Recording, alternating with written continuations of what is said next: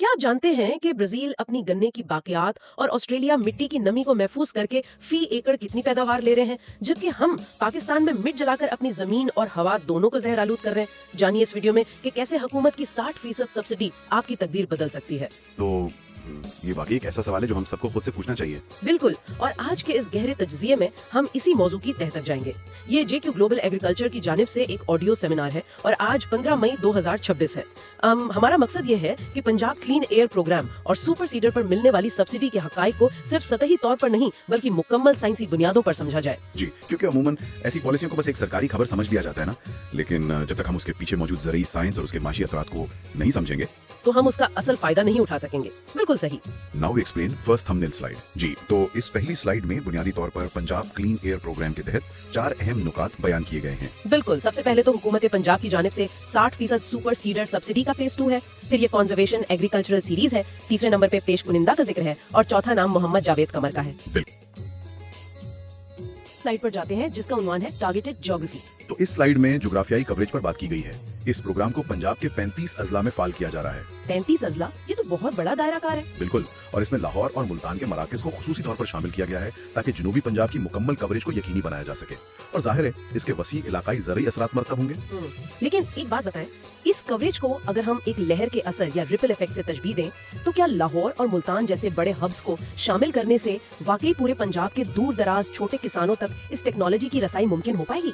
ये बहुत अच्छा सवाल है। लेकिन जब हम मुल्तान और लाहौर जैसे बड़े हब्स बनाते हैं ना, तो वहाँ बड़ी वर्कशॉप्स बनती हैं, मैकेनिक तैयार होते हैं और स्पेयर पार्ट्स की पूरी मार्केट बन जाती है। अच्छा, तो वहाँ से फिर छोटे शहरों को सपोर्ट मिलती है। बिल्कुल, जब बड़े मराकज में सहूलियात मौजूद हों तो इर्द गिर्द के तमाम छोटे अजला के किसानों के लिए तकनीकी मदद हासिल करना बहुत आसान हो जाता है। ये तो बहुत मंतिकी हिकमत अमली है। अब हम अगली स्लाइड पर जाते हैं जिसका उन्वान है कोर एलिजिबिलिटी क्राइटेरिया। जी, तो सब्सिडी हासिल करने के लिए 4 बुनियादी उसूल रखे गए हैं। पहली शर्त ये है कि दरखास्त देंदा के पास कम से कम 65 हॉर्स पावर का ट्रैक्टर होना चाहिए। 65 हॉर्स पावर? हमारे यहाँ तो आमतौर पर 50 हॉर्स पावर के ट्रैक्टर होते हैं। जी बिल्कुल, लेकिन सुपर सीडर एक बहुत भारी मशीन है और सख्त जमीन में काम करने के लिए ट्रैक्टर की पावर ज्यादा होना जरूरी है, वरना इंजन सीज हो सकता है। अच्छा, समझ गई। और दूसरी शर्त क्या है? दूसरी शर्त ये है कि किसान ने इससे पहले सुपर सीडर की कोई सब्सिडी ना ली हो, और तीसरी ये कि एक खानदान से सिर्फ एक ही फर्द अहल होगा। ये तो शफाफियत के लिए बहुत जरूरी है। और चौथा उसूल क्या है? चौथी और सबसे अहम शर्त ये है कि किसान के लिए लाजमी होगा कि वो ये मशीन दूसरे किसानों को किराए पर यानी रेंटल सर्विसेज के तौर पर फराहम करे।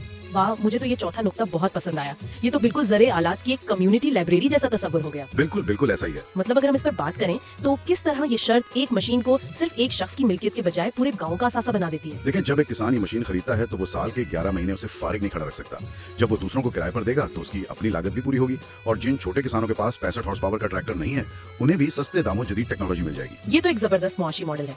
अब हम अगली स्लाइड पर जाते हैं जिसका उन्वान है एप्लीकेशन प्रोसेस। तो दरखास्त के 4 इंतहाई सादा मराहिल हैं। सबसे पहले तो सरकारी फॉर्म बिल्कुल मुफ्त हासिल किया जा सकता है। मुफ्त फॉर्म, ये तो अच्छी शुरुआत है। जी, उसके बाद किसान को सिर्फ अपना शनाख्ती कार्ड और ट्रैक्टर की मुल्कियत का सबूत फराहम करना होगा।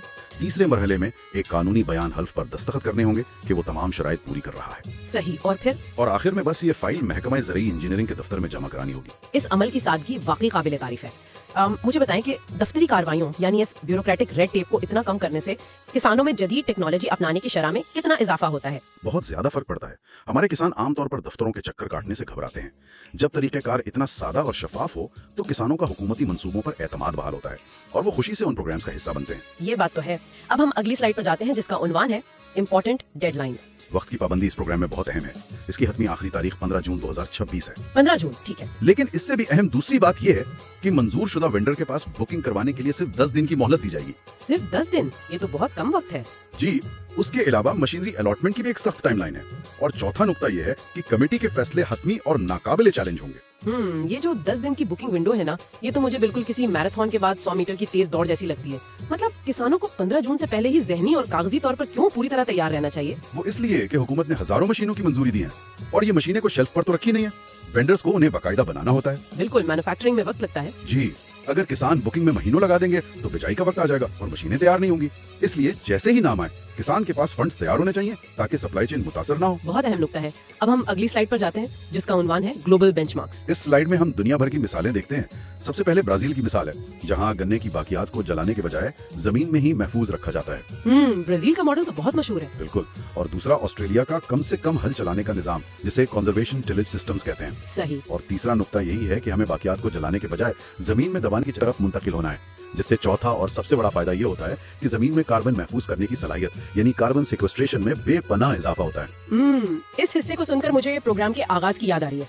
ये जो मिट जलाना है ना, ये तो बिल्कुल अपने ही पैसों को आग लगाने के मुतरादिफ है। बिल्कुल ऐसा ही है, 100%। जरा मुझे ये कार्बन सिक्वेस्ट्रेशन का साइंसी अमल तो समझाएं। मतलब ये मुर्दा बाकियात को जिंदा खाद में कैसे बदल देता है? देखें, जब आप फसल की बाकियात को जमीन में दबाते हैं ना, तो जमीन के अंदर मौजूद करोड़ों माइक्रोब्स उसे खाना शुरू कर देते हैं। अच्छा, माइक्रोब्स एक्टिव हो जाते हैं। जी, और वो उसे हजम करके ह्यूमस में बदल देते हैं। ये ह्यूमस जमीन में कार्बन को लॉक कर देता है, तो जो चीज आपने जलाकर फिजा को खराब करना था, वही अब जमीन की कुदरती और मुफ्त खाद बन चुकी है। वाह, कुदरत का कितना जबरदस्त निजाम है।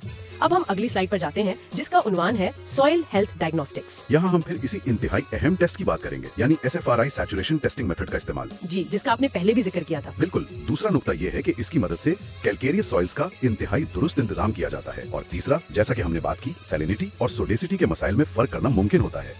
ये फर्क करना बहुत जरूरी है। जी, और चौथा ये कि इस पूरे अमल से मिट्टी की बफरिंग सलाहियत यानी सॉइल बफर कैपेसिटी कुदरती तौर पर बेहतर होती है। ये जो सैलिनिटी और सोडिसिटी में उलझन है ना, मुझे तो ये बिल्कुल एक ऐसे डॉक्टर की तरह लगती है जो वायरल इन्फेक्शन को बैक्टीरियल समझकर गलत दवा दे रहा हो। बिल्कुल, बहुत जबरदस्त तशबीह दी आपने।